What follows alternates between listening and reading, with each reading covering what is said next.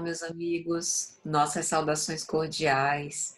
Com muita alegria que nós estamos aqui mais uma vez para o canal Lições de Amor, desse nosso estudo da série psicológica pelo Espírito Joana de Ângeles, psicografia de Divaldo Franco.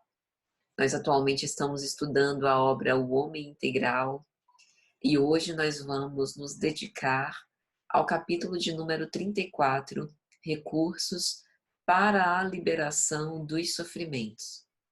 Então, sejam todos muito bem-vindos, fiquem à vontade. Nós colocamos na descrição do vídeo o link para a obra. Nós recomendamos fortemente que antes de ouvir as nossas despretensiosas reflexões, que leiam o texto de Joana, né? Porque o nosso objetivo aqui é esse, é estimular a leitura da nossa veneranda estrutura, para que de alguma sorte nós possamos nos fortalecer e nos entender um pouco melhor nas nossas lutas, com base naquilo que ela estabelece para cada um de nós, né? Então, fiquem à vontade, sejam todos muito bem-vindos. Nós sempre dizemos que o nosso propósito não é fazer um estudo de grupo, que o estudo da série psicológica de Joana de Ângeles não substitui terapia individual, que a gente também não se propõe a fazer uma psicoterapia de grupo, não é um curso de psicologia, de psicanálise, é o estudo da psicologia espírita, na medida das nossas possibilidades e naturais limitações e imperfeições. Então, aqui nós estamos preocupados com o espírito e o quanto que nós somos convidados a cada capítulo a reavaliar posturas, comportamentos, a desenvolver novos hábitos mais salutares, mais edificantes, com o objetivo de que nós possamos nos reconciliar, né, conosco mesmos e, de algum modo, progredir moralmente, avançar um pouco mais, aproveitando as experiências tais quais a gente tem no nosso dia a dia. Então, fiquem mais uma vez à vontade se vocês quiserem mandar comentários, perguntas, colocações sobre os temas. Sempre que houverem, nós colocaremos no início de cada vídeo. Então, para começar, nós vamos fazer a nossa prece. Senhor Jesus, nós te agradecemos por mais uma oportunidade iluminativa. Te agradecemos por uma oportunidade de estarmos aqui, juntos, unidos em pensamento, para reflexionar sobre o Teu Evangelho e sobre a aplicação dele nas nossas vidas. Vem ter conosco, pela necessidade que temos ainda, pois estamos muito imperfeitos, para aclarar os nossos raciocínios, a fim de que nós nos atenhamos àquilo que seja mais essencial, que essas reflexões possam nos servir para a reavaliação da nossa conduta e possam, de alguma sorte, serem úteis para alguém que nos ouve. Que o Senhor abençoe os nossos bons propósitos, nos guarde na sua santa e divina paz e nos dê tudo de que precisamos para que possamos ter as nossas experiências, sobretudo a coragem para perseverar e seguir adiante, não obstante as dificuldades. Que o Senhor esteja sempre conosco, hoje, agora e sempre. Que assim seja. Então, gente, para quem nos acompanha, né, a cada capítulo, domingo a domingo, os nossos estudos ocorrem sempre nos domingos, às 9 horas.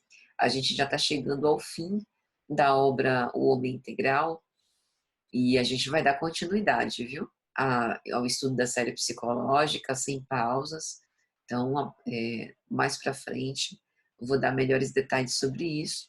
Mas quem nos acompanha odiernamente, né, sempre, toda semana, sabe que no capítulo passado, capítulo 33, nós falamos sobre os sofrimentos humanos. Então, abordamos um pouco as causas dos sofrimentos, né? como que cada um de nós podemos enfrentá-los. Falamos, inclusive, do existencialismo filosófico, né?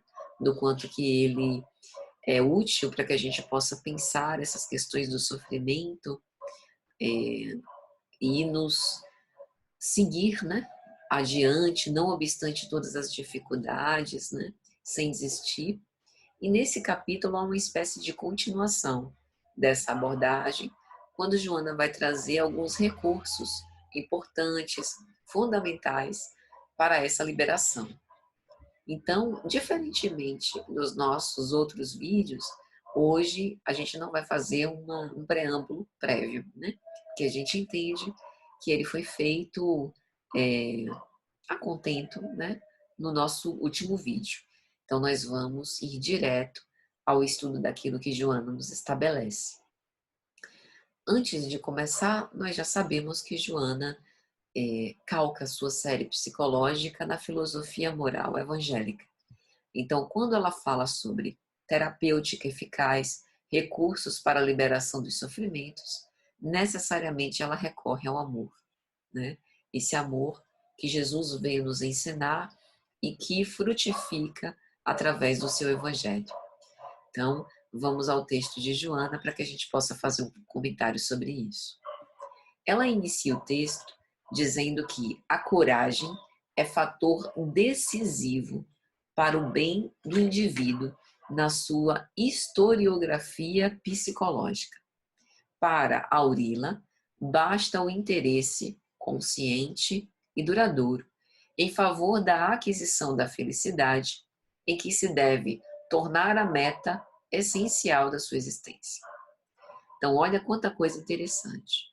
Eu não sei se vocês lembram ou se acompanharam, mas como a gente está fazendo o estudo da série psicológica de forma continuada e sequencial, e nós pretendemos, se Deus quiser, estudar todas as obras, nós começamos com Jesus e Atualidade. E em Jesus e Atualidade, tem um capítulo específico que nós falamos sobre Jesus e coragem.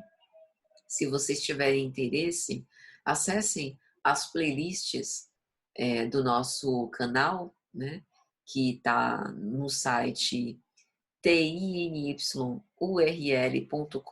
playlists, estudos, e aí vocês podem ver a playlist de Jesus e Atualidade, podem buscar esse capítulo de Jesus e Coragem. Lá, Joana nos apresenta a coragem de Jesus, como ela é diferente de temeridade, como ela é diferente daqueles atos revolucionários vulgares. A coragem verdadeira é aquela que não é omissa perante as situações de violência, de desrespeito. É aquela que não admite, né, contrariedades ou contradições com os valores morais. É aquela que está convicta desses valores e os honra, arrostando todas as consequências para isso. Então, um ato de coragem perante a vida, fator decisivo para o nosso próprio bem, o que implicaria dizer, né? Implicaria, primeiro, conhecer-se e saber o que é melhor para si.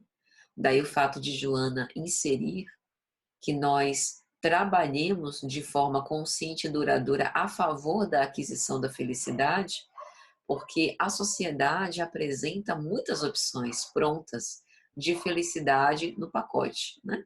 É que nem um petisco que a gente compra no mercado. Já vem um pacotinho lá pronto para consumir. E há pessoas que aceitam esse tipo de proposta de felicidade, né? Quando, na verdade, a felicidade é construída. E construída com base em quê? Em recursos internos, em valores do próprio sujeito, que o próprio sujeito elege. Então, a conquista da felicidade, né, a sua aquisição, nada mais é do que um trabalho íntimo persistente, perseverante, continuado, para que a gente tenha uma apoteose da nossa singularidade. Isso não significa egoísmo, mas significa que eu tenho plena consciência de quais são as minhas necessidades, do que eu preciso para ser feliz, né? E vou perseguir essa meta até o fim. Então, para aurir isso, é um ato de coragem muito grande, porque a gente vai na contramão dos interesses propostos, né, pelas outras pessoas, a gente vai contrariar expectativas, a gente vai precisar dizer não, vamos precisar saber o que é melhor para nós, a despeito da opinião dos outros. Então, esse desapego à opinião dos outros, a não se afetar com a reação dos outros, mesmo que eu tivesse esperando uma outra reação, tudo isso é um ato de coragem perante a vida, né? Então, falar sobre esse contexto, né, sobre essa coragem dentro do contexto de recurso para a liberação dos sofrimentos, implica dizer que muito da forma como nós sofremos é também a forma como nós nos relacionamos conosco. E o desprezo, muitas vezes, né, a subestimação dos recursos internos que já temos para que possamos ter uma vida diferente. Então, Joana também fala, né, que a ausência de aspirações nobres resulta da morte dos ideais. Inevitavelmente, todos nós planejamos é, situações, posições, realidades que nós queremos galgar, né? Então, é lógico que para a conquista daquilo que representa a nossa felicidade, nós precisaremos nutrir um ideal.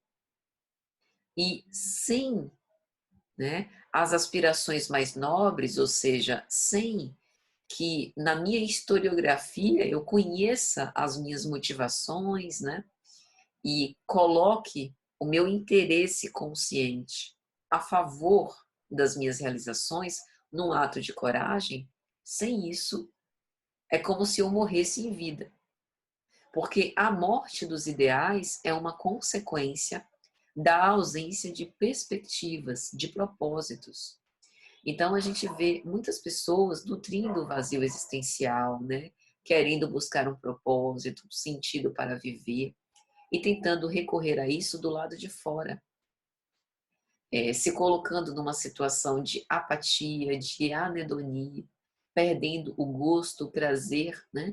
Pelas coisas a que costumava se dedicar, como se nutrisse uma certa indiferença pela vida, o que ela posiciona como uma psicopatologia das mais graves, porque faz parte do nosso dever moral da criatura para com Deus um ato de gratidão em relação à vida. Então, a falta de reconhecimento e a indiferença desse valor significa que nós estamos gravemente enfermos.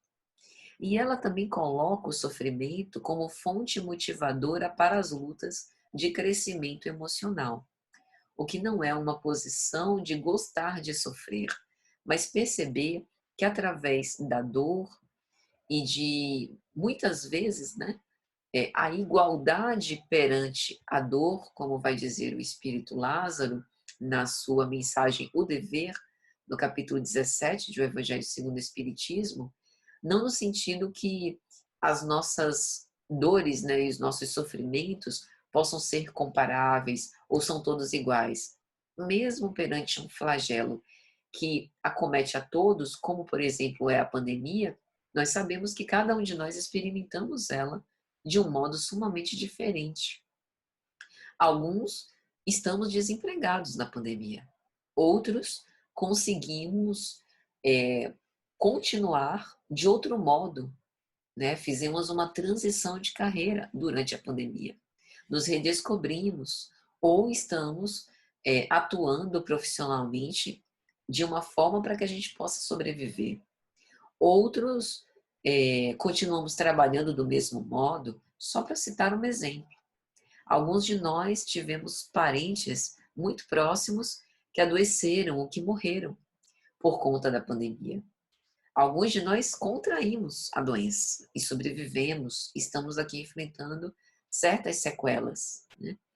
Alguns conseguimos desenvolver uma relação de cuidado com a nossa família, com aqueles com quem nós convivemos, que estamos mais próximos, por conta da necessidade em relação à higiene, aos cuidados com a saúde coletiva, que foram propostas pelas autoridades médicas e sanitárias. Então, é como se, por uma imposição externa e da situação, a gente também aprendesse a se cuidar mais e a cuidar mais daquele com quem a gente convive. Então, sob esse ponto de vista, o sofrimento, é verdade o que Joana diz, é uma fonte motivadora para as lutas de crescimento emocional. Por quê? Porque é uma guinhão que nos propele para frente, que nos faz reavaliar muita coisa. Qual de nós, que nesse período de pandemia não pôde reavaliar metas, prioridades, aquilo que a gente achava que era assim absolutamente necessário para a nossa vida, passou a ser supérfluo.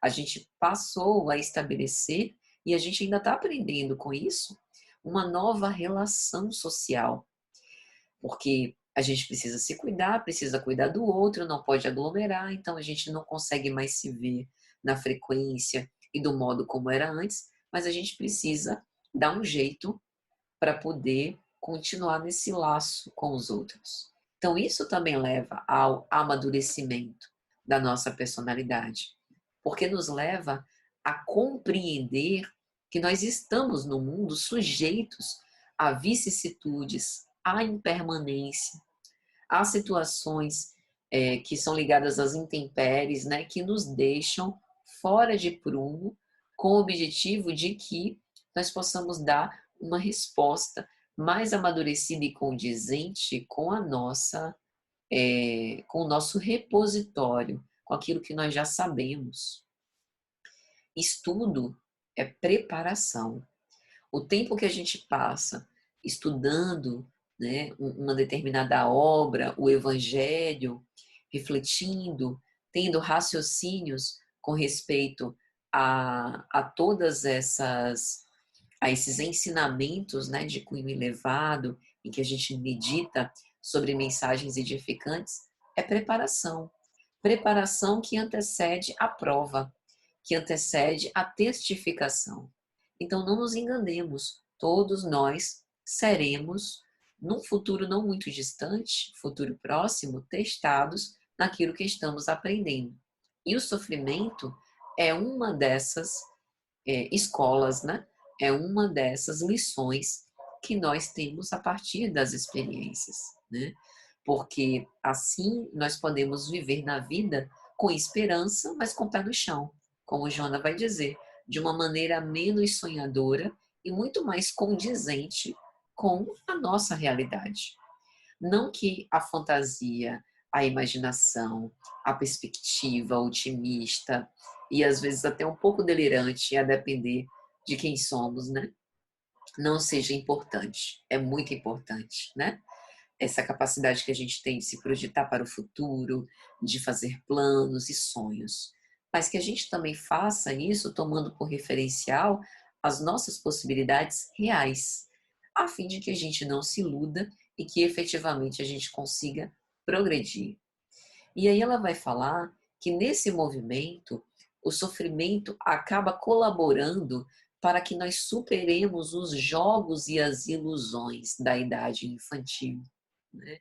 Aquela idade quando nós introjetamos esses modelos ideais, quando a gente ainda numa espécie de brincadeira, de teste, brincávamos com a ausência e a presença, né? Com a permanência e impermanência, quando, aliás, temas muito densos eram enfrentados por nós de um modo mais leve, né?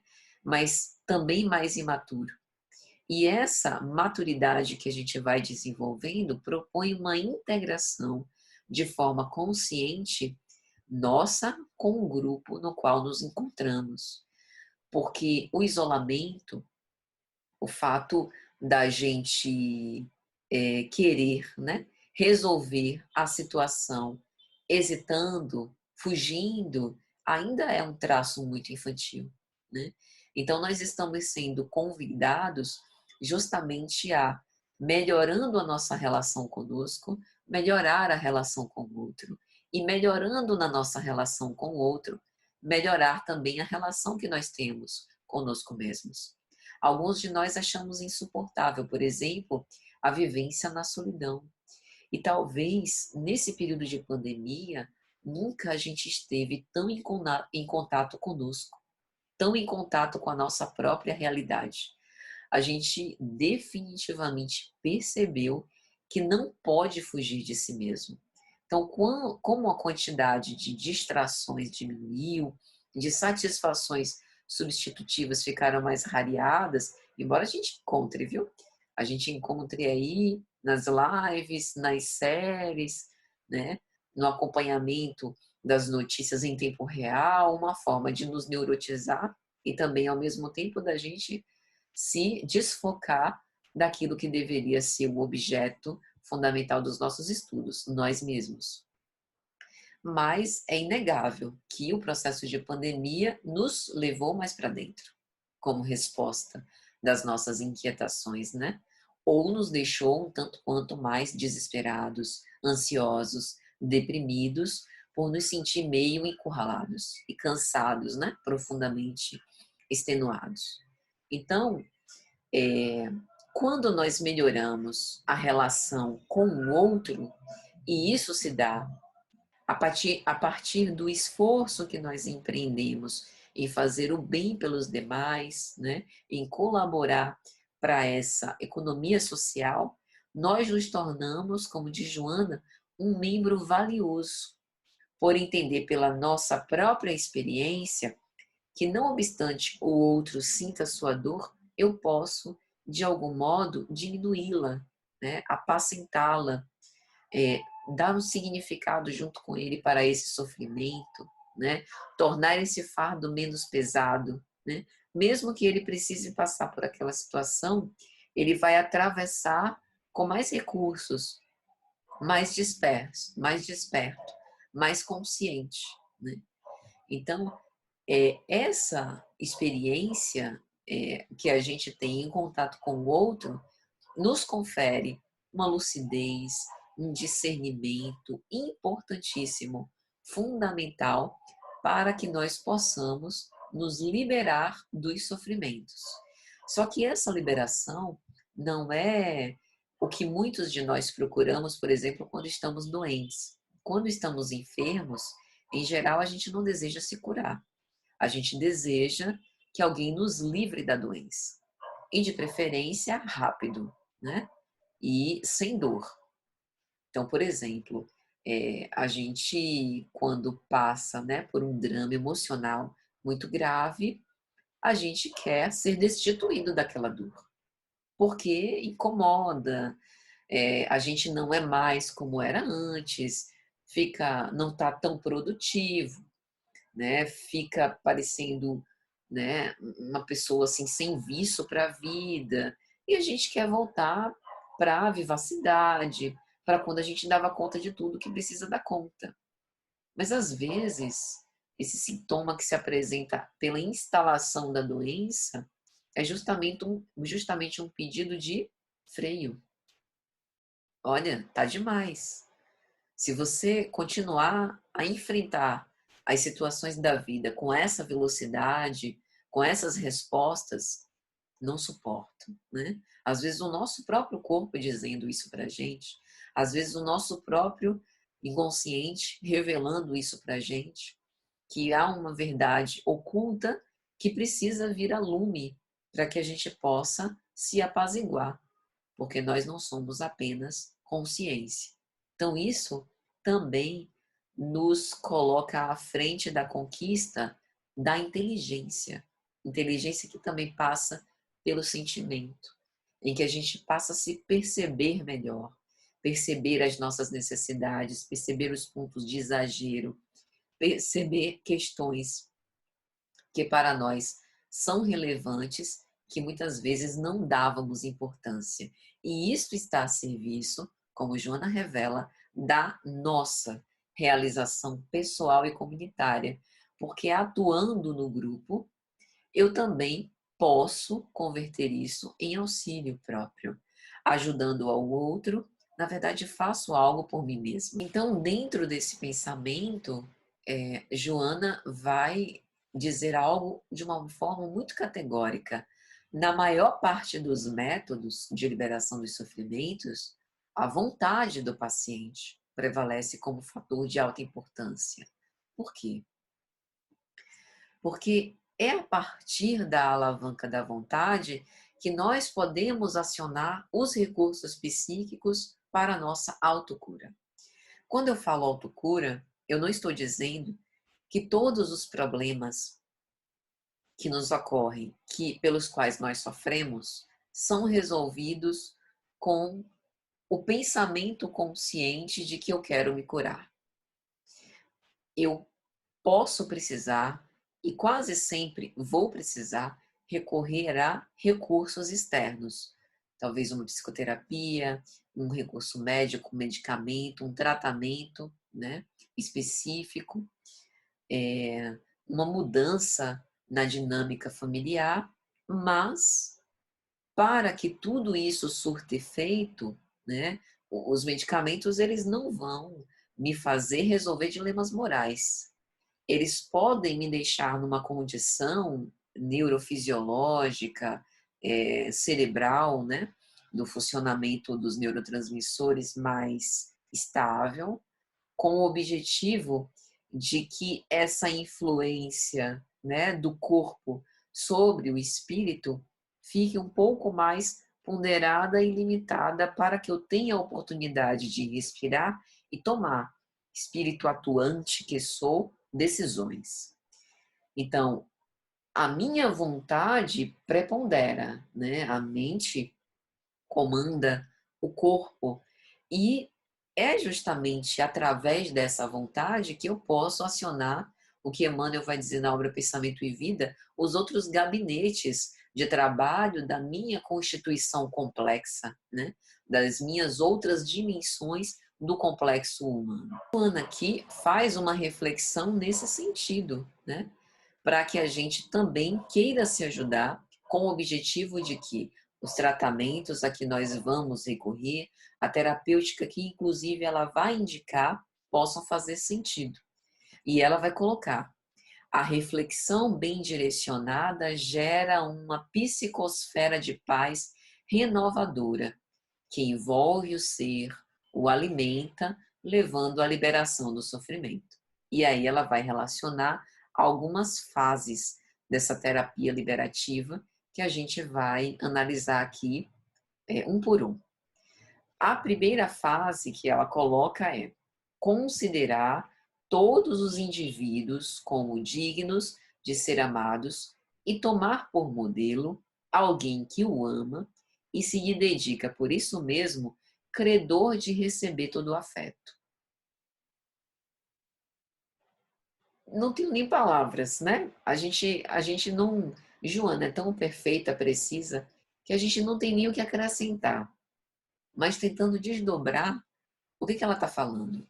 Ela está falando sobre psicologia da gratidão, sobre o reconhecimento do outro como digno de ser amado. Ela também está falando, presta atenção na sua dignidade humana, porque é por conta de muitas vezes se achar indigno, se achar não merecedor, ter um juízo muito crítico, muito severo com os outros, você adoece.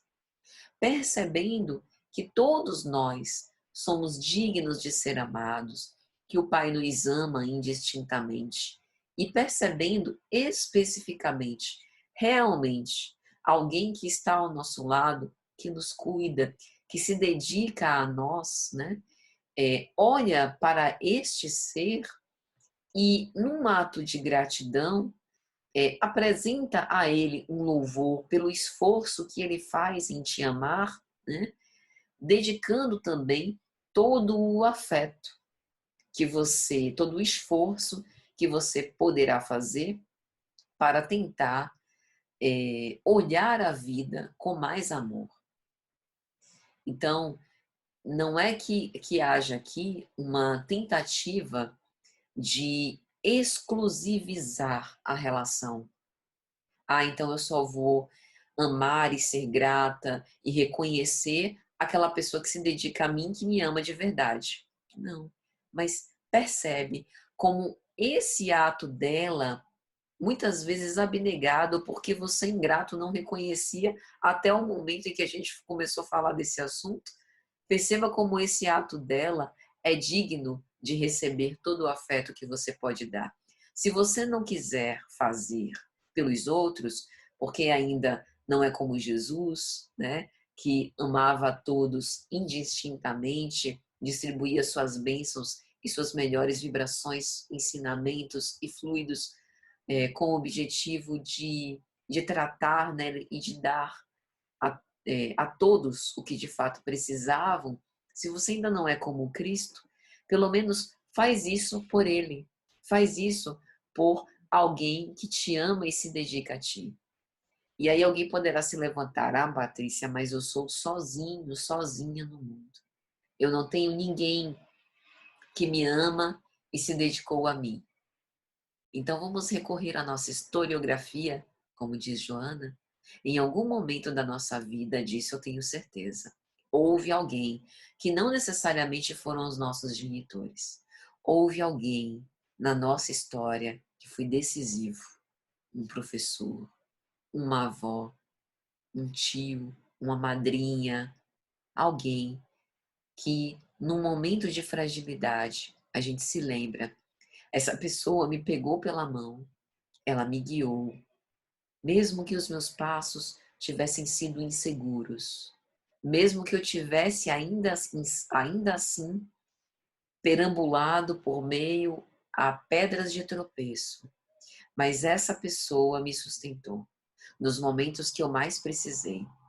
E mesmo passando a história da nossa vida, se a gente não recordar de ninguém, o que eu acho muito difícil, recordemos Jesus, que com os seus apóstolos e com a humanidade com quem ele pôde estar, que conviveu com ele, né, naquela época, representou a humanidade inteira, que passava pelas pessoas sem permitir que elas saíssem sem levar algo de refazente, uma renovação das suas próprias esperanças, que nos ensinou que esse sentimento de amor é de renúncia, é de abnegação, sem apego, sem interesse. E que é justamente isso, como diz Joana de Ângeles, que desarma-nos das suspeitas, dessas teorias da conspiração que o universo está arquitetando contra nós, que gera ansiedade, gera medos, né? Gera uma visão completamente deturpada da vida, cheia de nuvens densas. Essa, esse ato de gratidão e de reconhecimento torna a nossa visão mais favorável, até para que a gente faculte uma não reação à agressividade gratuita que muitas vezes nos apresenta, né, a vida por conta de algumas pessoas com quem nós travamos contato. Algo que retira o azedume das nossas palavras e expressões afetivas, que vai tratando e dissipando todas as causas perturbadoras que geram o sofrimento, e que vai desenvolvendo em nós uma atitude de querer o bem para todos, num hábito terapêutico preventivo de encorajamento para a luta libertadora.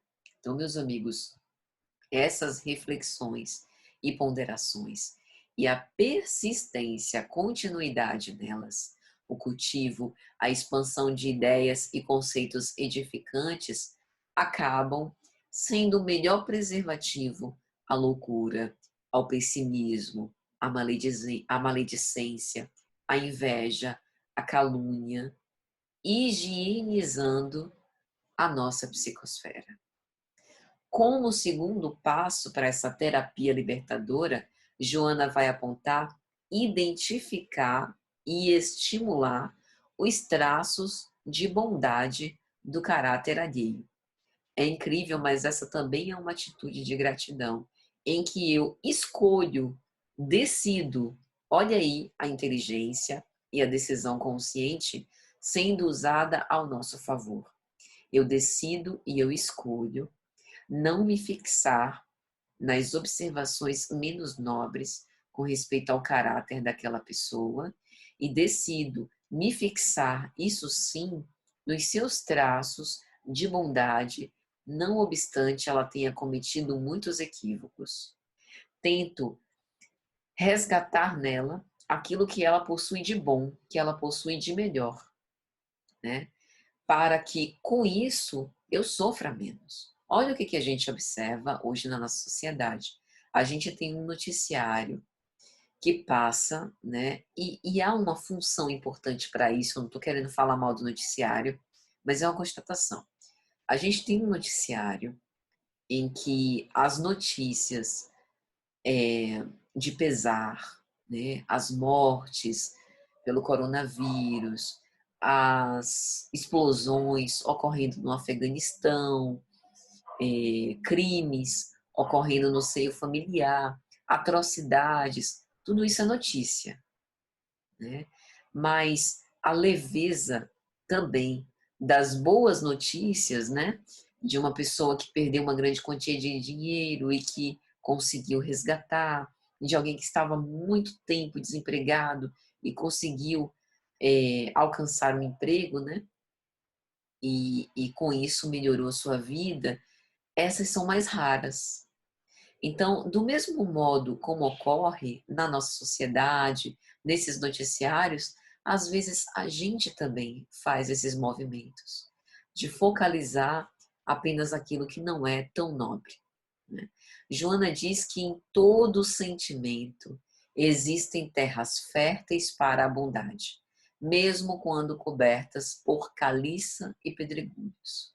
Ou seja, não há ninguém que seja completamente mal ou que não tenha nenhum traço de bondade, mesmo aqueles que têm um nível de perversidade muito grande, que Joana coloca na condição de enfermos da alma. Então ela vai falar dos indivíduos que se notabilizam pela maldade na vida privada, no seu círculo social, né? No momento em que se abrem para essa oferta de amor e se tornam amados pela sua família, pelo grupo, que conhece as suas atrocidades, né? Mas ainda assim os ama, podem ter a condição de se tornarem bondosos e gentis. A gente tem a corroboração disso na própria codificação.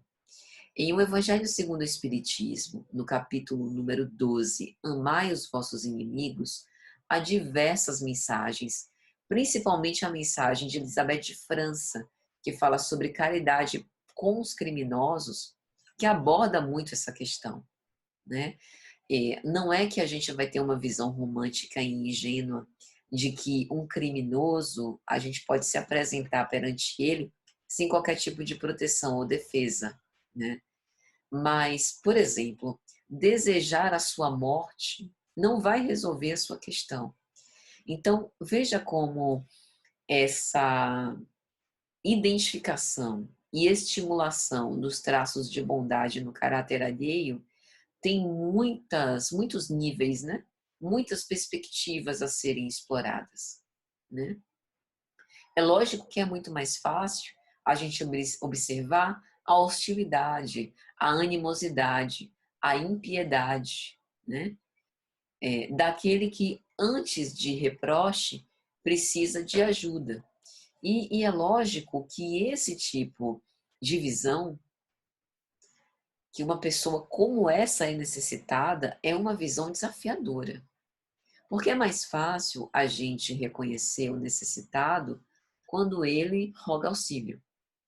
Quando ele está numa situação muito deprimente, sem conseguir comer, que a gente observa assim a pessoa quase inofensiva. Mas é difícil da gente perceber quanto é enferma uma pessoa que pratica crimes. Então, essa também é um desafio para os nossos tempos, um desafio para os nossos processos de amadurecimento e de prática de indulgência, né? Uma outra questão que Joana também coloca como uma das fases para essa terapia libertadora é aplicar a compaixão quando agredido. Eu estou dando risada porque eu sei que essas são lições difíceis. Joana aqui está repetindo Jesus, especialmente no seu Sermão da Montanha, né? Em que ele vai falar: ouvistes o que foi dito, amarás o teu próximo e odiarás o teu inimigo. Eu, porém, vos digo, amai os vossos inimigos. E ele também fala sobre isso, né? Não resistais ao mal. Se lhe baterem numa face, dá-lhe também a outra. Então, Joana falando sobre a aplicação de compaixão quando agredido, isso é preservação da nossa saúde psíquica. Isso é, na verdade, uma forma de nós melhorarmos, né? De nós sermos, como é que eu poderia dizer? Salvos, de nós não sermos afetados pela maldade do outro. É interessante como ela vai falar uma reação de pesar ante o ato infeliz produz um efeito positivo no agressor. Proporciona o equilíbrio à vítima, que não desce a faixa vibratória violenta, nem se permite a instalação de enfermidades nervosas e outros distúrbios. Compaixão. Compaixão é mais do que piedade, porque ela vai na direção de auxílio ao infrator. E essa conduta impede que se instale o sofrimento naquele que sofre a ação do agressor, do perturbador. Nos preserva de que nós não desçamos, né, vibratoriamente para outras faixas da espiritualidade inferior. Só que é um exercício. É um exercício, por exemplo, que a gente vê na figura de Estevão, né? Estevão, agredido na face, em meio ao sinédrio, por Saulo de Tarso, sente a sua dignidade ferida. Mas imediatamente, um grande sentimento de compaixão se apossa dele, por perceber o quanto ele estava enfermo e iludido. Então, isso faz com que a violência não se estabeleça naquele que é agredido, o desejo de vingança, e nos deixa, digamos assim, de posse com alguns recursos mais eficientes para o nosso processo de liberação do sofrimento, que é o que a gente está querendo. Recurso para a liberação dos sofrimentos. E como última fase dessa terapia, não poderia ser outra, o amor, como uma constante na existência do homem. O amor é o antídoto mais eficaz contra quaisquer males, como diz Joana. Aí a gente pode pensar, mas de que amor ela está falando? O amor que por vezes se expressa no silêncio, depois que nós fomos ofendidos. O amor que às vezes está no fato da gente não reagir perante uma ação injuriosa. O amor que age nas causas e que vai mudando a estrutura desses conteúdos negativos à medida que eles se exteriorizam. Um amor que acalma, que plenifica, que instaura a paz, porque deixa a maldade com o agressor.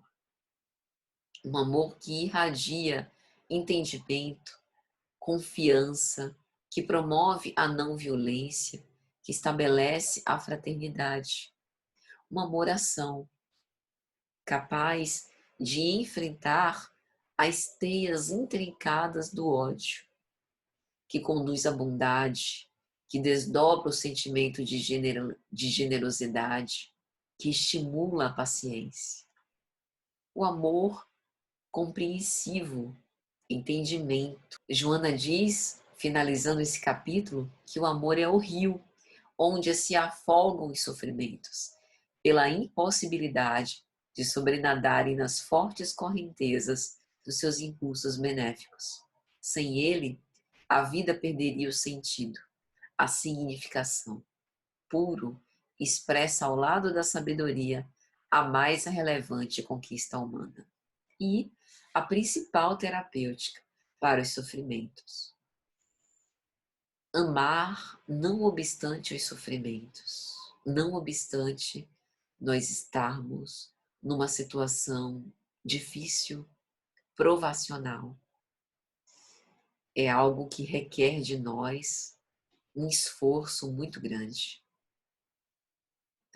É algo que requer de nós o esquecimento, muitas vezes, da situação específica, para que nós possamos ir além, para que nós possamos alçar novas perspectivas de esperança, não obstante toda a dor.